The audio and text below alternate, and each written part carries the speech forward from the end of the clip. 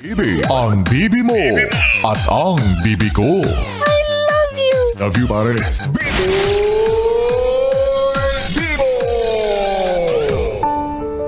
Yes, friend, ako'y nagbabalik, DJ B-Boy Bibo, para sa ating tuloy-tuloy na BB Time ngayong gabi. At eto nga, napakinggan natin para sa ating BBC or B-Boy Bibo Confessions, ang sulat ng isang anak para sa kanyang mga magulang. Mga magulang na unfortunately ay magkahiwalay o hindi naman kaya hindi nagsama at all. Ang isang anak na produkto o bunga, ika nga niya, no, sa kanya mismo nagmula ang mga salita o ang terminology na siya ay mula sa pagkakamali. It's sad to say, it's sad to hear na may isang taong nabubuhay sa mundo at ang tingin niya sa sarili niya ay siya ay nabuo lang sa mundong to dahil sa pagkakamali. I mean, for me para sa akin personally, walang taong ginawa bunga ng pagkakamali. At hindi mali yung magkaroon ka ng oportunidad na mabuhay sa mundong to. Siguro, mali yung dahilan kung bakit ka nabuo, pero yung existence mo mismo, walang mali dyan. The idea of you being a tao, diba? Being someone na nag-i-exist sa mundo. Sana hindi pagkakamali ang tingin mo sa sarili mo. Hindi ikaw ang nagkamali. Hindi ka mali. Wala kang kasalanan. Maaaring bunga ito ng mga maling desisyon, diba? Pero yet, yung bungang yun, ikaw yun. And again, wala sa'yo ang problema. Hindi ka pagkakamali. Recently lang po ay napag-usapan natin yung tungkol sa broken family. Meron din tayong binasang liham kung saan ang isang anak ay tanggap niya na ang pamilya niya ay hindi na mabubuo pa. Hindi na mabubuo in a way na hiwalay na ang kanyang mga magulang. Hindi na masaya, hindi na dapat magsama, kaya hindi niya na dapat ipilit pa. Bilang anak, syempre, papagitna ka, aasa ka, mangangarap ka na sana magkaroon ka ng maayos at kumpletong pamilya.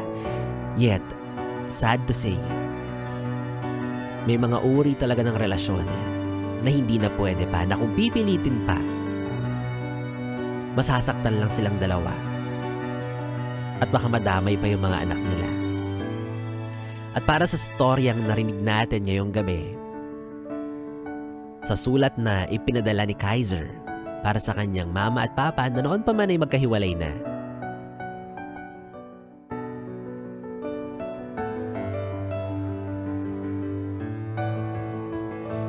masayang pakinggan na grateful ka pa rin.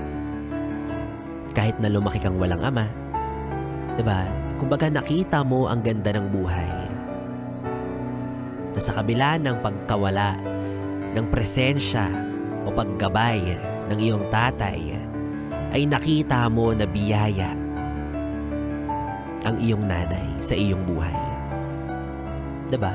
Pwede ka namang magmaktol, pwede ka magrebelde, pwede mong sabihin na pinabayaan ka. Pero hindi yun yung lumabas sa'yo. Nagpapasalamat ka dahil nandyan pa rin yung nanay mo. Na bagamat minsan, yes, nasasagot-sagot mo.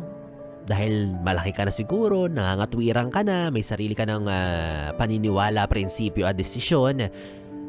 But yet alam ko mahal na mahal mo siya. Dahil siya lang yung meron ka. Dahil nga, diba, wala ang iyong ama. At dito po natin ulit ma-appreciate yung mga single parents natin. Single mom, single dad, na mag-isang itinataguyod ang anak sa kabila ng hirap ng buhay. Sa kabila ng mga pagsubok sa pagpapalaki ng anak. Hindi madali. 'Di ba? Yun nga again, may katuwang ka, meron kang asawa. Meron kang kaagapay sa pagpapalaki ng mga anak, mahirap na. 'Di ba? What more yung mag-isa ka?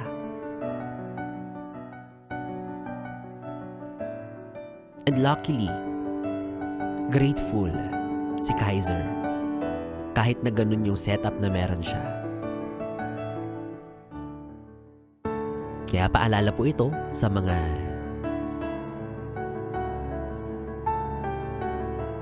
pinipili or pipiliin or ginugusto or gugustuhing maging magulang nang hindi pinaghahandaan, hindi pinag-iisipan.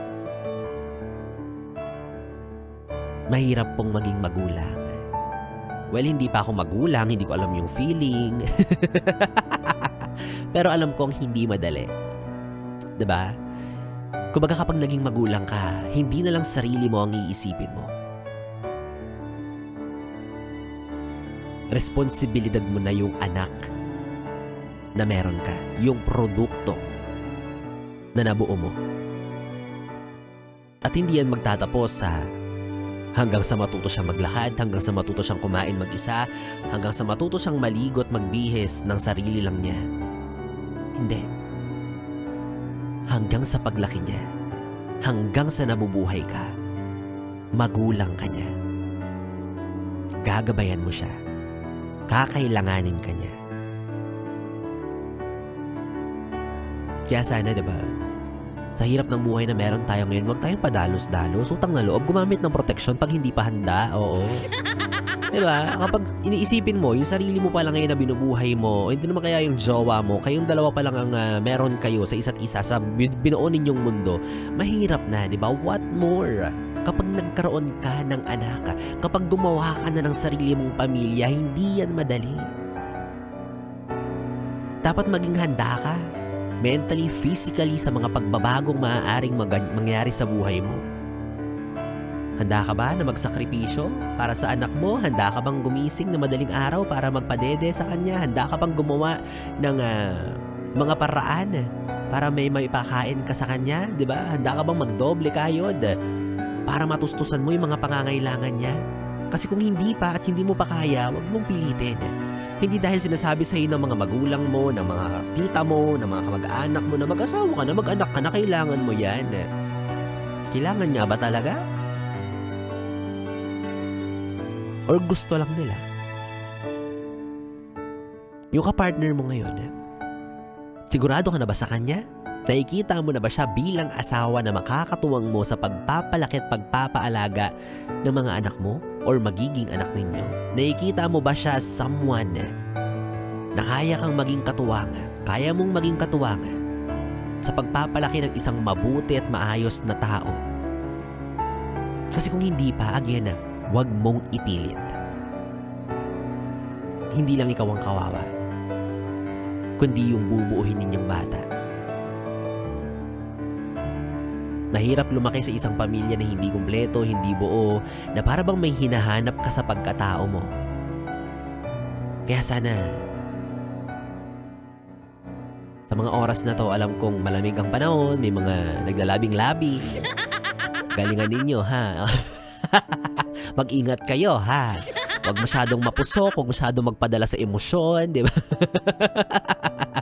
Gumamit pa rin kayo ng proteksyon, lalo na kapag hindi pa rin kayo handa, di ba, na magkaroon ng sarili ninyong anak. Kasi again, kawawa ang bata. Hindi niya gugustuhin na mabuhay sa mundong to. Kayo ang magbibigay sa kanya ng buhay. Wala siyang choice. So bottom line, as much as we can, as much as possible, sana makabuo tayo, no? Maka-establish tayo ng isang pamilyang maayos, di ba? Kahit hindi na kompleto, kahit hindi na buo, kung yun yung talaga yung magiging takbo ng kapalaran ninyo. Pero yun man lang sanang hindi mararamdaman yung may kakulangan, busog sa pagmamahal, hitik sa pag-aaruga, nag-uumapaw sa pag-aalaga, dun man lang makabawi tayo. 'Di ba? Kaya ikaw kung kompleto o hindi ang pamilya mo, appreciate them. Thank them. Na hanggang sa ngayon ay may natatawag ka pang pamilya. May natatakbuhan ka pa.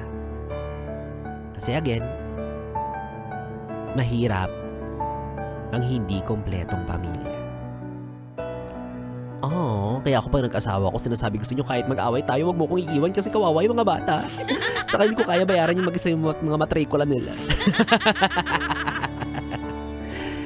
So anyways mga yes friend, 2 oras na BB time po ang ating pinagsamahan. Nakapiling niyo po ang BB nyo sa radyo, ang DJ na mabilis bumayo, ang dila sa mikropono. Ako po si DJ B-Boy, B-Boy Bibo. Magkasama't magkarinigan tayong muli bukas araw ng Sabado. Makakapiling niyo pong muli ako alas 2 ng hapon hanggang alas 6 ng gabi para sa ating programang Stick to One, mga kantang OPM hatid sa inyo ng 101.1 Yes FM. Solid. Oras natin 11:39. Good night, BB. Mwah, mwah. Happy weekend.